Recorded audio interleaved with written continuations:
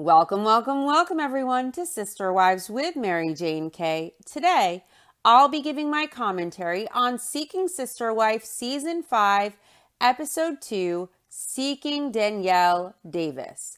The episode opens with Garrick and Danielle. After Garrick gives Sam, his brother-in-law, the news that he and Danielle are dating again, Sam tells Garrick he's got a screw loose. He's nuts. He makes no bones about it. He elaborates that the definition of insanity is doing the same thing over and over again and expecting different results. Danielle breaks the news to her sister-in-law Samantha, explaining how sweet this potential new sister wife Natalia seems. And Samantha tells her they all seem sweet. Sam and Samantha seem to see what a train wreck this will be, especially for Danielle. Danielle happens to agree with Samantha. She thinks it's crazy. She thinks history could definitely repeat itself, and she also thinks that Danielle and Garrick need to take some time, and she suggests that maybe Garrick should take time to really get to know this girl before getting in bed with her. Samantha asks Danielle if this girl even speaks English, and her response is no, not really. Samantha finds it amusing, considering, of course, that the language barrier was a huge problem with Roberta too. Sam points out to Garrick that a language barrier was a huge problem with Roberta, and he wonders if the same issue will arise with this girl, Natalia, who can't speak English or understand it. Garrick feels it's not really a problem though. As long as his dick gets serviced, he doesn't really care. Garrick explains to Sam the problem with Roberta was her deceiving and her trickery. He says Roberta is the bad guy. In the end, she was the one just using them for money. It seemed to me like they were going to be also using her as an incubator and as a housemaid. Garrick seems to target younger women who he knows are in financially vulnerable situations in other countries. He knows they need money to survive, and he wants to bring them to America where they have never lived before, where they can't communicate, where they can't speak the language, and he wants to put these women in a situation where they are completely vulnerable, where they are completely dependent on him, where he is in control financially and otherwise. You know, was Roberta using them, or was Garrick ultimately preying on her and thinking with his dick? Danielle and Garrick say that they are very apprehensive with dating abroad again. It was a challenge, and Garrick wondered, should they give this new girl the benefit of the doubt? Should they trust her? Danielle wondered if they should fully invest in this, and Garrick wondered if maybe the new girl is lying, or maybe she's wanting to scam them. Danielle swears to viewers that she and Garrick are not stupid. That statement makes me feel like these two are trying to convince themselves more than viewers that they aren't stupid. And this show, by the way, is terribly scripted. Danielle and Garrick are planning to meet the new girl in Mexico. Samantha is very concerned for Danielle. She wonders if Danielle is 100% invested, if she's all in, if she really wants to be meeting this girl or to be dating right now. And Danielle admits, honestly, if it were up to her, she'd say she's feeling like she's not ready yet fully. You know, if Garrick can't hear Danielle express that she is not ready for this and that she's not ready to be fully invested in this, and if he can't respect where Danielle is with this, then Danielle should know she can do better than this marriage. Danielle deserves better. It really seems like what Garrick wants comes first to him, and for Danielle, Garrick also comes first. She doesn't prioritize herself and her well-being at all. And it's sad that Danielle doesn't know that she deserves better, or she wouldn't be putting up with this. Danielle says it's really hard to trust people again. And she adds that her heart and her mind aren't recovered yet from the situation with Roberta. Garrick wants to dive back in. He wants to take his mind off the pain. He just wants to move forward. But Danielle knows they have to be cautious. They have to think this through. Garrick won't listen. He only cares about his ego and what he wants, and he only thinks with his little brain. And that's it. Sam reminds Garrick not to send money to this girl. He wonders if the new girl has been requesting money already. Sam wonders if Garrick is going to be smarter this time. And Garrick says that Natalia hasn't been asking for money. So Sam asks if Natalia has a job. And Garrick says she just graduated law school. He doesn't think she has a job, though. He doesn't know. But Garrick says he thinks that maybe she started applying for jobs, but he doesn't know. And Sam wonders if Natalia just wants money. He thinks Garrick should be the one asking questions, but he says Garrick already has the stupid love look in his eyes, and Sam can't believe Garrick is doing this again. He says Garrick is a very forgiving guy, and he thinks this is really not a smart decision to jump into this all the way that Garrick is. And Sam warns Garrick that it's important to get to know somebody and to get to know them in person and not just over the phone. Garrick breaks the news that they're actually going to go meet this girl. They're going to meet her with her mom in Mexico. And Garrick is the one footing the bill, paying for the whole vacation, paying for them to travel. And Sam points out that Garrick is already giving them money. He's paying for Mexico, and he's probably done even more. Samantha is hoping that Garrick and Danielle are smarter this time, that they get to really know this girl better before they propose. Samantha wonders if Garrick is considering proposing already, even though he hasn't even met this girl. And Danielle breaks the news that he is already considering it, and Samantha points out that this is history repeating itself. Danielle says she doesn't know if Garrick will propose. It's not guaranteed, but we learn Garrick has already custom made a ring for the girl without even meeting her, and he already plans on proposing. Samantha thinks Garrick is moving way too fast. He wants to propose. He hasn't even met this girl yet. She thinks it's crazy. She thinks that Garrick is nuts. And I agree. Garrick is very selfish. Garrick is thinking with his dick. Danielle is nervous about this. She hopes it's going to work out, but she says Garrick already loves the girl. So Danielle thinks Garrick will definitely want to propose in Mexico. And Samantha points out that Roberta was so devastating for them, and this is moving way too fast. And Danielle feels with all that they went through, the stuff with Roberta, it's all still very fresh. And she wonders, what if it's too soon? What if they should wait? What if they should take more time to heal before they move forward? She feels like both she and Garrick's hearts are still very fragile. They're still very hurt from what happened with Roberta. Sam doesn't want to stomp on Garrick's parade, but he feels after everything with Roberta, all the crying, all the pain, all the heartache they went through, that maybe they should take things slower. He's really just trying to look out for them. He doesn't want history repeating itself and all that heartbreak happening again. And Sam warns Garrick, if he hurts his sister Danielle again, he's going to have to bury him in a hole. Garrick says he's not the one who hurt his wife. He didn't hurt Sam's sister, his wife Danielle. It's not on him. It's on Roberta. This guy is a typical selfish fuckface. He takes zero accountability at all. He didn't hurt her. No, it wasn't him. It was Roberta.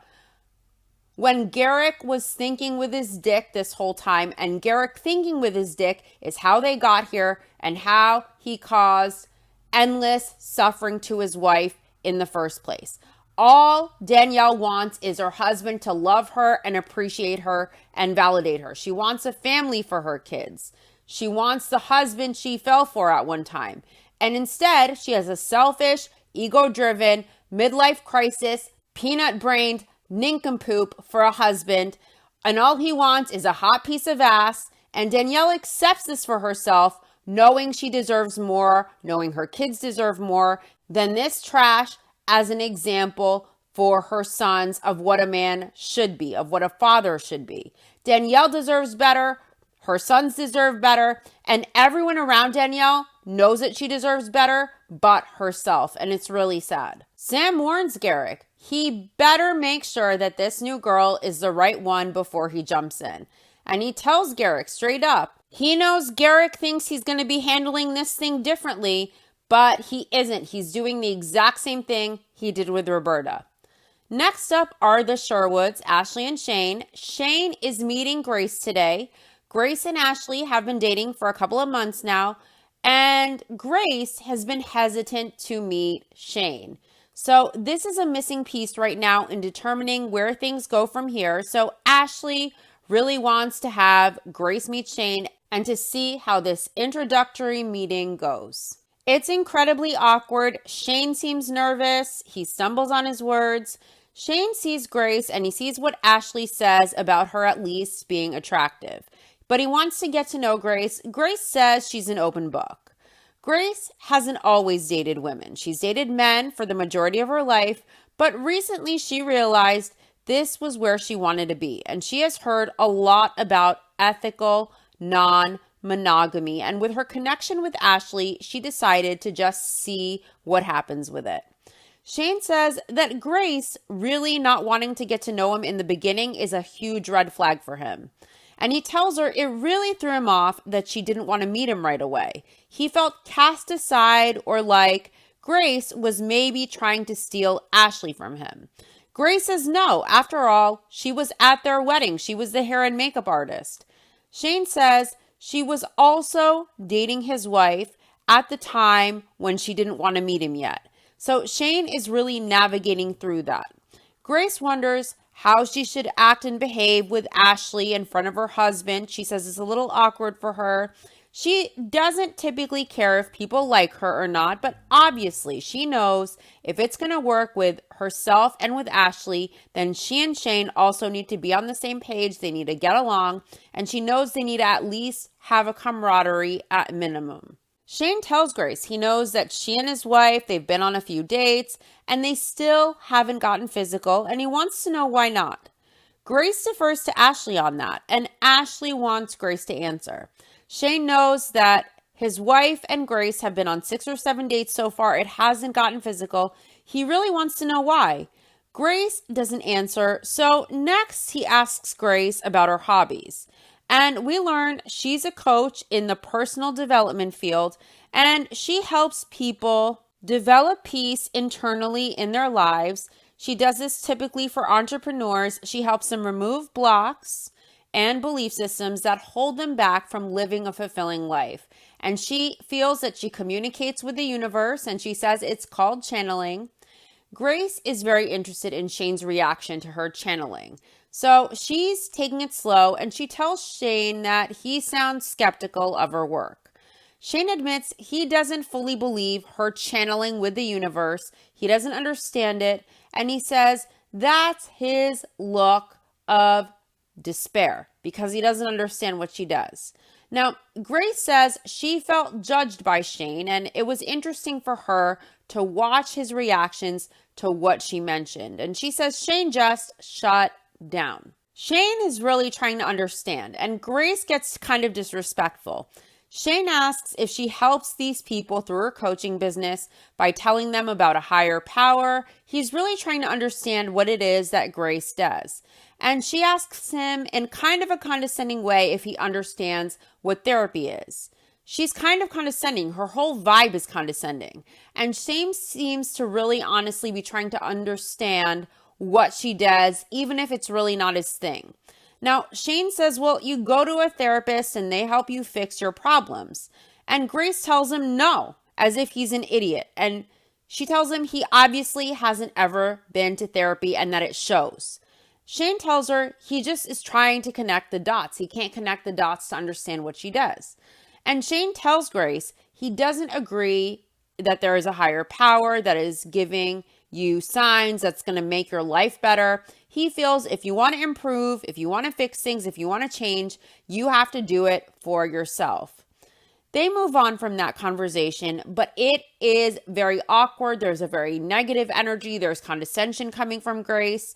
And Shane says Grace seems like she is full of herself. That's how he felt. And she was talking to him. And during this whole awkward conversation, Ashley has been completely silent and quiet, and it's just awkward. Grace asks Shane about himself. She really wants to know what made him look at this lifestyle and think that it was a great idea. And Shane says he wants his wife Ashley to be happy first and foremost. So whatever Ashley chooses, he wants to be able to get along with this person she chooses, and he wants to not feel like there is any turmoil between them. Shane tells Grace that Ashley felt turmoil up until this meeting between all of them because she felt like she was living two separate lives since Shane and Grace didn't really know each other. Ashley says it's intense on both ends during this meeting, and she feels obligated to stand by both of them to a degree. She's really uncomfortable, the meeting's really awkward, and Grace makes a quick exit before lunch is even over. Grace says it would have been nice if Ashley had interjected more, and she thinks Ashley is interested in spirituality and the work she does, and she doesn't know if it has to do with Shane's presence or not, but she says she and Ashley, they've had conversations about it. So Grace has started to wonder if maybe Shane and Ashley are not completely on the same page like they think they are. Shane says it was a very weird meeting. It was an awkward meeting with Grace. Awkward is an understatement. Next up are the Davis family.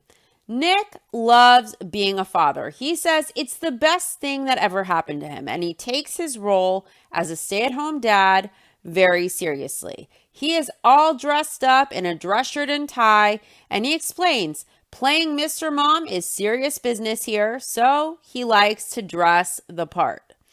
Jennifer gets home from work and she asks Nick if she talked to Danielle at all today. Jennifer wonders how Danielle has been doing. As we recall, Nick and April and Jennifer are all very eager to be dating. They want to add at least one or two more sister wives to their family, and Danielle isn't really ready to do that yet. So she wants to know how Danielle is doing with everything. And we learned that Nick talked to Danielle a little bit earlier and that Danielle was still expressing concern about how things will be with the potential of them expanding the family, dating more sister wives, more potential sister wives. And Nick says things were moving along steadily, but things haven't been perfect with Danielle. Recently, Danielle has mentioned hesitation with the idea of them expanding their family beyond her. And Nick can tell they are all feeling very uneasy about this. Jennifer feels if Danielle is having an issue with dating, it's concerning to her because that process isn't going to change. They're always going to continue to seek another sister wife until their family is complete. Nick asks Jennifer if she thinks they're dating too soon after marrying Danielle.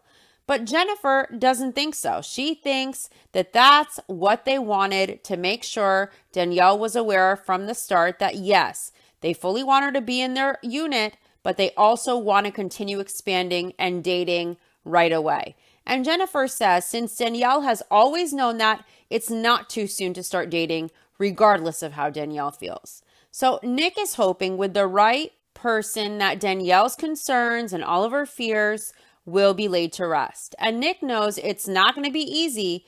It's going to take a very special and particular individual to fit into their family. Jennifer feels the question is Danielle cut out for this lifestyle? And Nick says that Danielle has to be honest with herself about whether or not this is truly how she wants to live. So Jennifer, April, and Nick, they're all wanting to date again. And Danielle is very young. She's very vulnerable. And she married Nick. She got herself into this polygamous situation. And yes, she did know from the start that they had every intention to continue dating after they married her.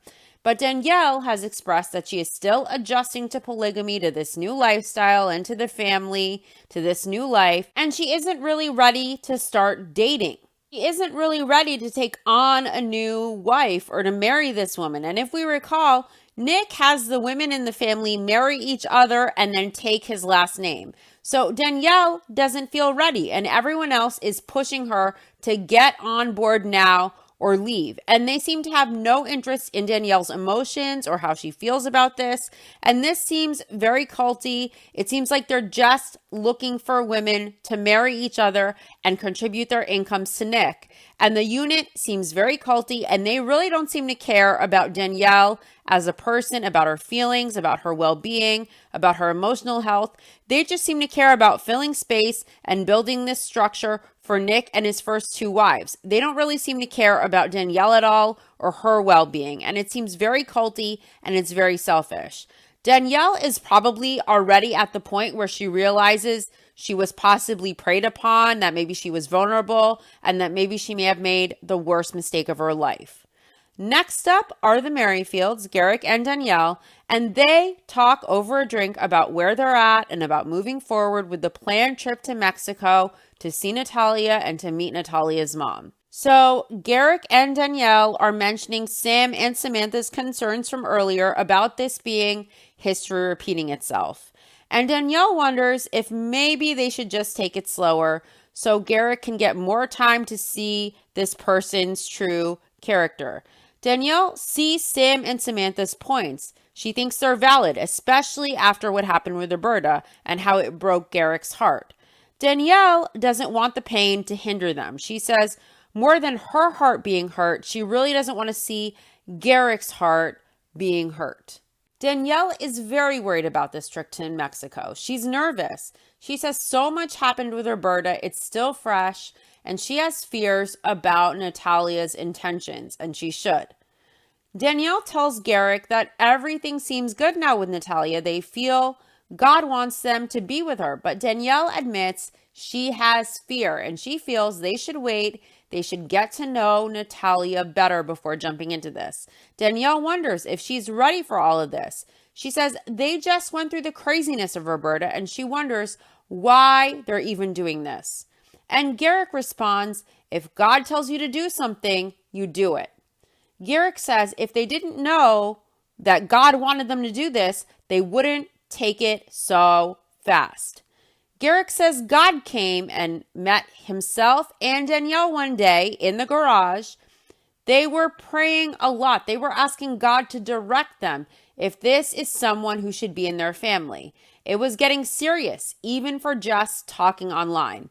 So Garrick asked God, should Natalia be a wife? And he claims a wind, a presence of God, filled the whole garage as they were praying, and this peace and love and joy flowed over them, and they just knew that God was there, that God met himself, Garrick and Danielle, there to witness them both, and that it was serious and that they needed to move forward with this. Now, as Garrick is explaining this experience with God, this testimony as if he's a prophet, Danielle is wincing. Her expression on her face is wincing to this God bullshit. She's cringing inside. She is wincing outwardly as Garrick uses God to defend thinking with his dick. Apparently, in Garrick's sick mind, God wants what his dick wants. I can't stand Garrick. I think he's repulsive, and I've had enough of him. Garrick tells Danielle he believes that everything that God has for their life, even the bad stuff, is all for good. And Danielle tells Garrick that's what she told Samantha too. Garrick says he learned from Roberta that you can't control people, you can hope for the best, and you can pray. And Garrick says Samantha and Sam, they're both telling them not to propose yet, to hold off, to take things slow. They want he and Danielle to be thoughtful about this. They want he and Danielle to avoid doing something stupid. If only Garrick listened to them instead of thinking with his dick. Garrick says he isn't going to think about what his brother-in-law and his wife say.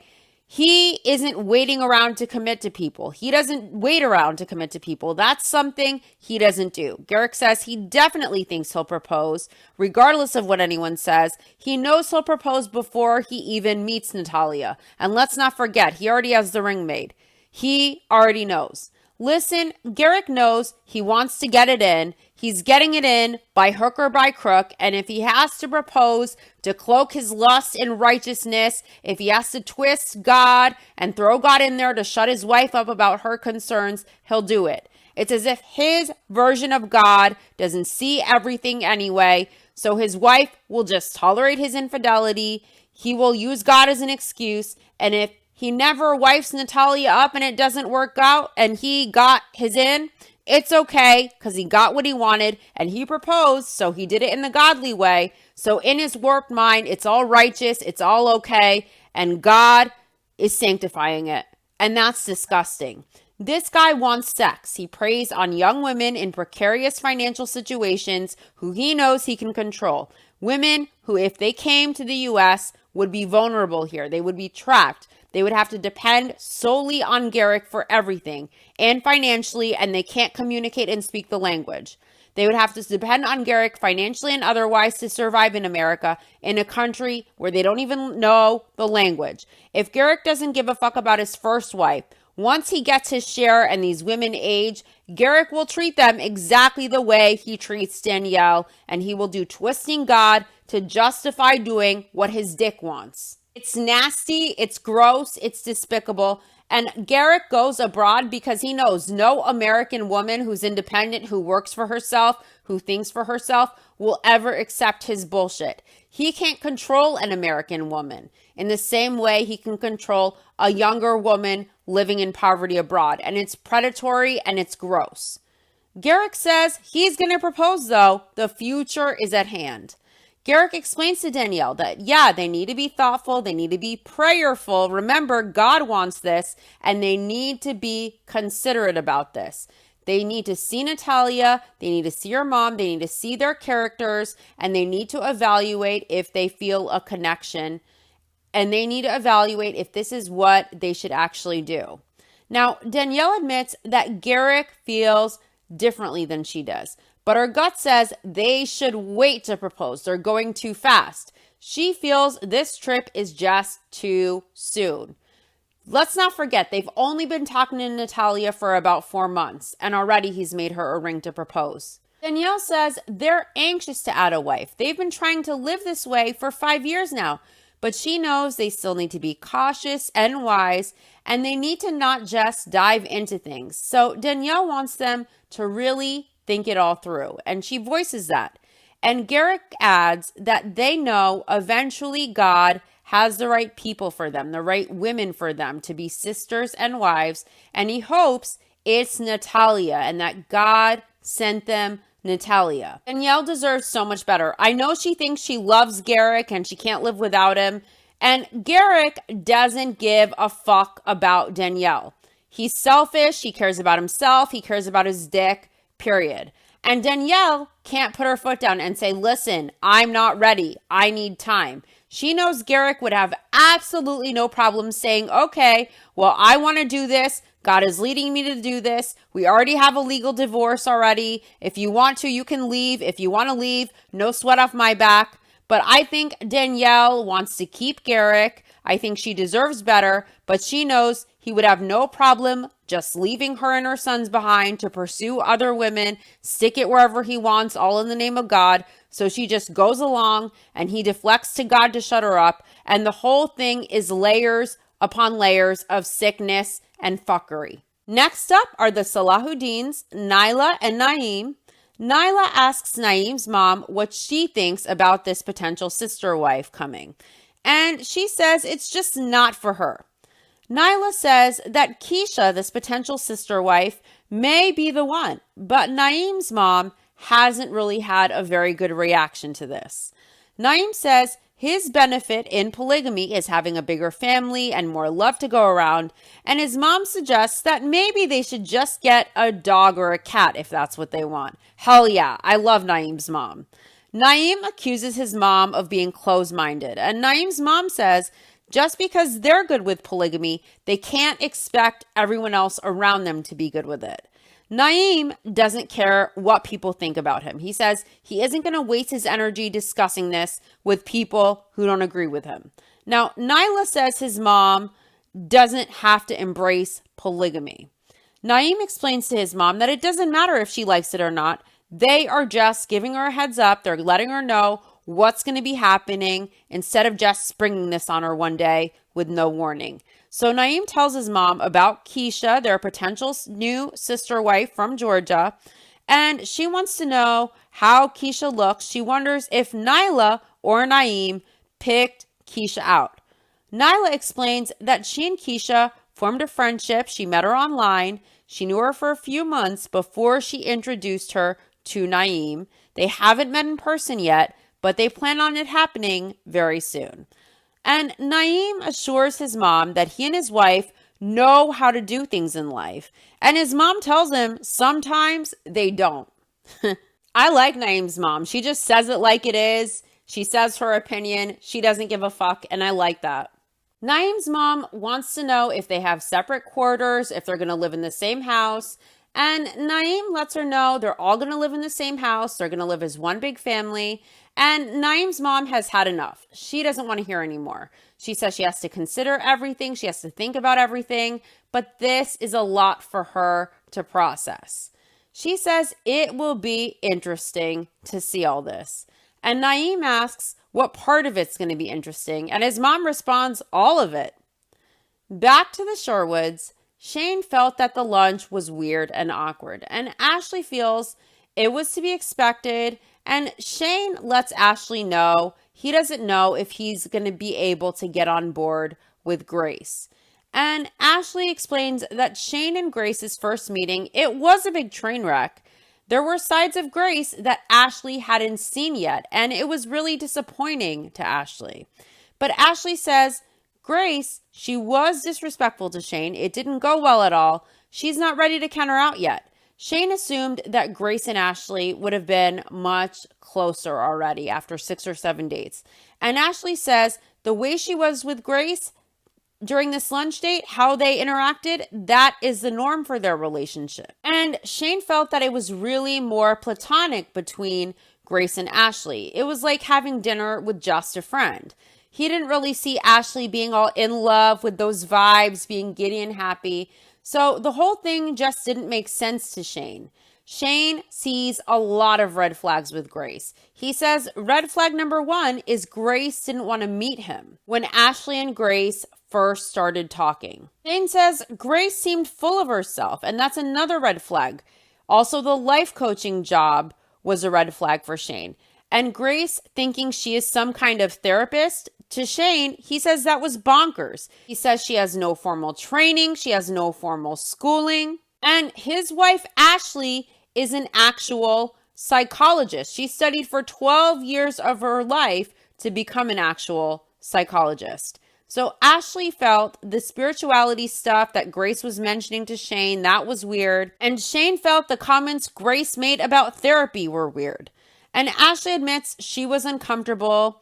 And Shane also felt that Ashley was uncomfortable, that the way Ashley's body language was in front of Grace changed. And he says that's a huge red flag. He says if Ashley is uncomfortable when the two people she's trying to bring together are just trying to have a conversation upon first meeting and it's getting that tense, it's a huge red flag. Shane really doesn't want Ashley to feel like that. And Shane didn't fully agree with everything that Grace was saying. And Ashley agrees with that. Shane feels weird and he doesn't think Grace is trying to steal Ashley away from him, but he feels that there is an element of her just really wanting Ashley and that Grace will maybe try to get Ashley to like her more than Shane. Ashley feels like Grace has a wall up and she feels like even if Shane had mentioned something simple like the sky color, Grace would have found something wrong with it and she would have had some judgment there. Shane says he doesn't want somebody in their life who's going to undermine him. And Ashley feels like she still needs to take time to consider everything with Grace. She doesn't want to make a decision in an emotional mindset. So Shane makes it clear it's a no for him regarding Grace. And Ashley isn't willing to write Grace off just because her husband says no. Ashley says she respects what Shane has to say. She'll take it into consideration, but she is still considering progressing things with Grace regardless of Shane's hard no. And it concerns Shane that Ashley is still considering Grace, even though he's totally opposed to her. He's shocked by Ashley's response, and Shane wonders what Ashley is seeing in Grace that she is holding on to because he says he didn't see it. If one person in a marriage says no to a potential sister wife, I just don't see how the other one is still considering that person. It feels just as selfish as what Garrick is doing to Danielle. What's Ashley going to do? She has one baby with Shane and another one on the way, and Shane is committed to her, and he is agreeing to a sister wife so Ashley can explore her bisexuality and so she can have a support system. If Ashley would be willing to consider a sister wife, even after Shane is completely against it, against this person, I just don't know how much Ashley really considers Shane's feelings at all. It feels like she's considering herself first, even though she is married to Shane with one baby and one on the way. I think if she really respects her husband, if he knows he just doesn't like the potential sister wife at all and they don't click and there's no chemistry to the point where it's all negative vibes from day one, I think Ashley should really respect that he isn't feeling it, especially after her just having witnessed how disrespectful and condescending Grace was to him. There's a million red flags here. But if Ashley's loyalty and respect was ultimately to her kids and her husband, I think Grace would be a no for her as well after seeing the lack of respect that Grace had for Shane on day one. If she really respects her husband and her kids, and Shane feels completely disrespected by Grace and there's an incompatibility there, she should respect that it's a hard no from Shane and move on. Next up are the Merrifields, and they make it to Mexico to meet Natalia and Natalia's mom.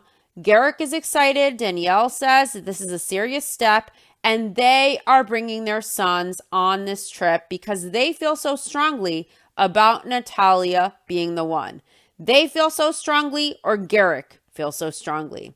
Garrick says a lot could happen in Mexico, so it's important to bring his boys because they could be adding a wife and a sister to the family. This is so damaging for the kids to see. They're going to get older and they are going to be so resentful. Kids are incredibly observant. They see the pain their mom goes through because of their dad's selfishness, and they will grow up to resent their dad and their parents in general. They will grow up and they're going to get to an age where they reflect back on how they were parented, on the dynamics in their family, on their parents' relationship and those dynamics between their mom and dad. And they're probably going to have a lot of resentment and a lot of unresolved issues looking back. And let's also hope they understand one day as men how to treat their wives or partners. And let's hope they understand the suffering it causes if they treat their partners the way their dad treated their mom. Danielle mistakenly says that they're so nervous to meet Roberta. She's nervous and she's wondering, what if Garrick likes Natalia and she doesn't? She worries, what if they aren't ready for this? And it overwhelms her. And Garrick says he thinks his wife is scared about if it doesn't work out because there's always that possibility. But he says that doesn't mean you still shouldn't do something. Danielle asks straight up, what if it's too soon? Clearly it's too soon for her and she's not ready. And Garrick tells her it's still a blessing no matter what. Basically, shut your mouth and pretend to be happy about this because I'll leave you in a fucking New York minute. Garrick is so fucking gross. Every time Danielle brings up a valid point, Garrick invalidates her by mentioning God and platitudes and about how it's a blessing even still. He completely ignores Danielle's voice. He completely ignores where she's at or her concerns. It's not at all about Danielle's emotional well-being. This is about Garrick's dick. And clearly, Garrick's dick is numero uno to Garrick. Garrick says they really connect with Natalia, and Danielle connects with her too. Garrick is nervous, he's excited, and he feels like he is definitely going to ask Natalia to marry him, then they can move forward. That's how hard up this guy is to get sex.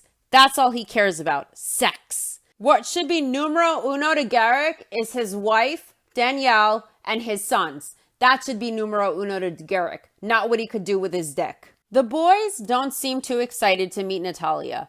One son tells his dad that he and his mom are probably way more excited than he is or his brother is to meet Natalia. And Danielle wants there to be lots of bonding time, lots of interaction with the boys and Natalia. Danielle wants to see how they all bond together. Losing Roberta really affected the boys.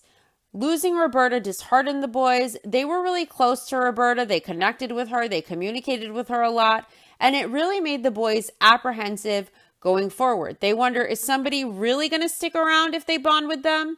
You know, why are the boys even meeting Natalia before their mom and dad have ever even met her in real life? You have to be discerning. You have to be really careful about who you let your kids around, about who you let your children attach to and bond with. I don't feel these kids should be meeting Natalia until Danielle and Garrick have known Natalia for a very long time, have seen her in person multiple times, really know her well in real life, in person, that they know this is going to be a permanent thing before they even ever introduce the kids to her. This is ridiculous. It's fucked up. Danielle thinks this is a really big step. It's she and Garrick's first serious relationship since Roberta. But Danielle is hopeful it's going to work out with Natalia. She's also nervous that it might not work out. So she has a lot of really mixed feelings about this. We have a twist though. Early in the morning, the next day, producers are called to Garrick's room. And we learn that they are not going to be letting Natalia get on the plane. Danielle doesn't understand. And Garrick, he's speechless. He doesn't know what to say. They are saying that Natalia needs a visa to get on the plane. And apparently she doesn't have one. So Garrick FaceTimes Natalia and he tells her in his creepy, lifeless, monotone voice, "We're trying to figure things out, love." This girl supposedly studied to be a lawyer, but she couldn't figure out she needed a visa to visit from her country to Mexico. Seriously? This girl is pissing on Garrick's leg, telling him it's raining, and he is drinking it up like he's been thirsty, wandering the arid desert for days and days. What a fucking fool. Danielle explains that things are changing in the laws right now, and Brazilians can't just come to Mexico without a visa on just a passport. They are going to need a visa that will approve them to come to Mexico.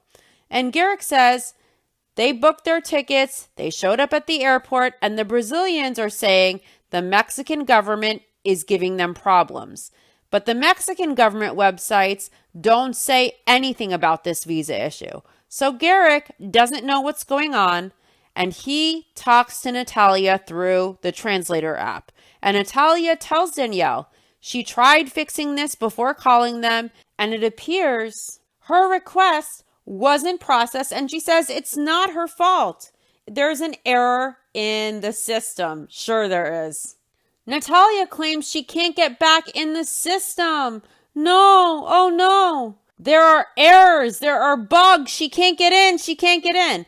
And Garrick is almost in tears. But the producer reveals that two of their people have just tried to log into this site successfully. They made it work just in the last 10 minutes. So something reeks. Yeah, Natalia. Garrick, in his disgusting, skin-tight, extra medium shirt with his nippies poking out, has a blank expression on his face. All he can say is, I don't know. I don't know. He says after everything that happened in the past with Roberta, he wonders if Natalia is a liar. And Danielle wonders, does Natalia really want to come meet them? Does Natalia really want to be a part of their family? She wonders if Natalia is getting cold feet. Garrick explains that it's emotional for both of them, and it's so hard to sift through everything. It's so hard to sift through what is really going on.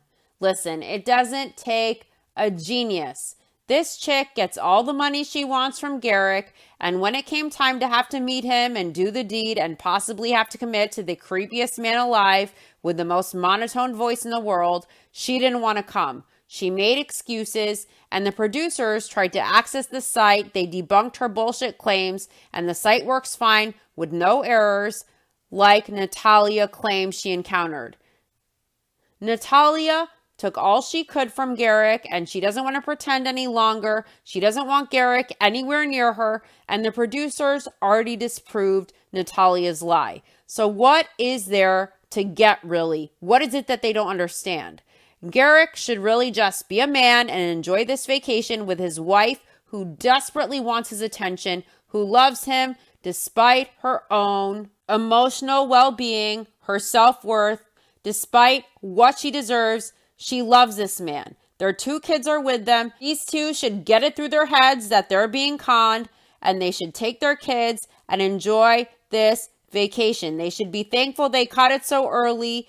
take the red flag, accept the L, and they should turn lemons into lemonade by enjoying a great family vacation in Mexico. And Garrick should learn to appreciate his wife more because she loves the fuck out of him, even though he doesn't give a fuck about her. Danielle needs to listen to her gut, and Garrick needs to listen to Danielle. Natalia tells Garrick and Danielle she doesn't think it's going to be possible to try to solve this so quickly. And she says the reason why is because many Brazilians are paying people with advanced software systems to be able to issue a visa. She needs money. She needs money, honey. She wants money to supposedly expedite this visa process. This chick is smart. She knows how pussy whipped and stupid Garrick is. She knows he will do anything. She knows he's desperate, he's thirsty, and he's going to have to pay for that magic pussy. Garrick and Danielle don't volunteer any money, so Natalia calls Garrick love, and she tells him, love, I'll call you back in 20 minutes. Danielle is confused. She says she's confused by this, and Garrick doesn't know anything. How dumb are these two? I know this is scripted, but if these two people respect themselves at all, they would at least pump the brakes on this and call a spade because they know what's up. They can't be that fucking stupid. Next up is the Davis family. Nick is in shock. Some ominous music is playing, and Nick reveals he didn't anticipate this, but shortly before the crew was ready to film, the producer got a call from Nick, and Danielle moved out. She moved out without warning anyone. You go, girl. Good for her. Nick tells Jennifer and April that he was in bed with Vera and he could hear the commotion of Danielle moving stuff. When he came upstairs, he went up to the kitchen and he noticed that all the plants were gone from the windowsill. Those were Danielle's plants. Then Danielle came back inside the house from loading her car up, and he asked Danielle about the plants, about where they had gone, and Danielle told Nick very matter-of-factly that she was moving out, she got her own apartment, and she is leaving. You go, girl. Best decision ever you'll make in your life. Good for her. April and Jennifer are in tears at this news. So Nick told Danielle she has to do what feels is best for herself. He told her he still loved her, and he stood there in disbelief. He watched her as she continued to take her stuff out to the car. Why wasn't he a gentleman? Why didn't he help her load it? Nick says that was it. Within an hour, she was all packed up. She was gone. Nick says there were times when he could tell that Danielle was having some struggles, but he feels the rug got pulled out from under him. He's the victim. He didn't anticipate this, and neither did Jennifer or April. Nick says he asked Danielle several times if there was something they did wrong or if he did something wrong, and Danielle said she just isn't sure what she wants to do with herself. And it makes Jennifer wonder what she could have done better as a sister wife. And April doesn't know if it's that or if Danielle has decided she just doesn't want to be in this kind of a relationship. April wonders if Danielle maybe just wants a monogamous relationship. Nick didn't press Danielle enough while she was moving out. That's what he says. He says he didn't get Danielle's reasoning. He didn't get any answers from her. He didn't get any closure from her. Jennifer feels there were no answers. There was no goodbye. And April is shocked that Danielle left while she and Jen were at work without even discussing it with them. Jennifer says Danielle probably just didn't want anybody to try and stop her. Now, as Nick, Jennifer, and April are discussing this, Danielle messages April and she wishes them all the best. And she says she didn't realize what she was doing and she has a lot to figure out. And she says she loves them a lot, she misses them a lot, and that will never change. April hopes that Danielle realizes how much she means to them. And she doesn't want Danielle to think that just because she left like that, that she can't come back. And April thinks that they should all make that clear to her that she is still always welcome to come back. So Nick is going to try to reach out to Danielle in the hopes that Danielle is willing to talk to him. Nick says their family is everything to them, and he can't even put into words how painful it is for them to lose Danielle. And April says it's not them just losing Danielle, it's also her son William and Vera losing a mom. April doesn't know how they're going to tell their kids. Jennifer doesn't understand why Danielle left without talking to them first. How could they not understand what was going on with Danielle? Each time Jennifer, April, or Nick mentioned dating or bringing sister wives in, or that Danielle would have to marry the woman, she told them she wasn't ready. She would cringe. She would wince on her face. You could tell that she wasn't ready. She made her feelings clear and everyone would ignore her and get frustrated with her. She made it clear she wasn't ready yet to date. She just wanted to adjust to polygamy. She wanted to adjust to being a wife and to being a mom. She wasn't ready to date. She wasn't ready to add more wives yet. She wasn't ready to marry this potential woman.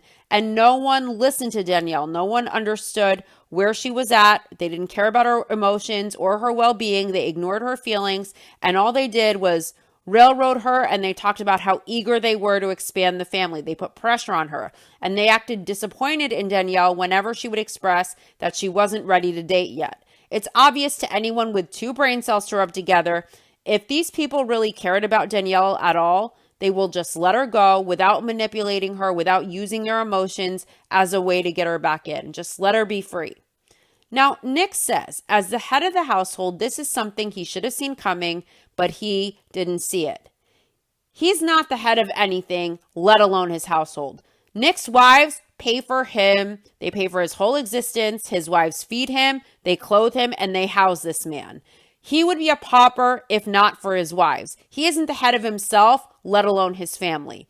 But people who live off of their egos allow their own sick minds to deceive them. They overestimate themselves, overestimate what they're capable of. Nick says the three of them are united in wanting Danielle to come back to the family. He hopes they can get past this, but for right now, they just have to maintain the status quo. I personally hope Danielle goes with her gut. She goes with her heart, and I hope she cuts her losses. I hope she moves forward. She should never go back. She was very unhappy. Her voice wasn't heard, and I feel she deserves so much better for herself. I hope Danielle stands strong in her conviction that this isn't the right situation for her. When you are that young, it can be really hard to be discerning, and it can be really hard to separate your heart from your mind. But I have faith that Danielle can do it, and it's a good thing that Danielle felt enough of a red flag in her gut to move out, and I think she did great. That does it for this episode. I'll be back soon with the next episode of Seeking Sister Wife, Season 5, Episode 3. Thanks for listening. Bye.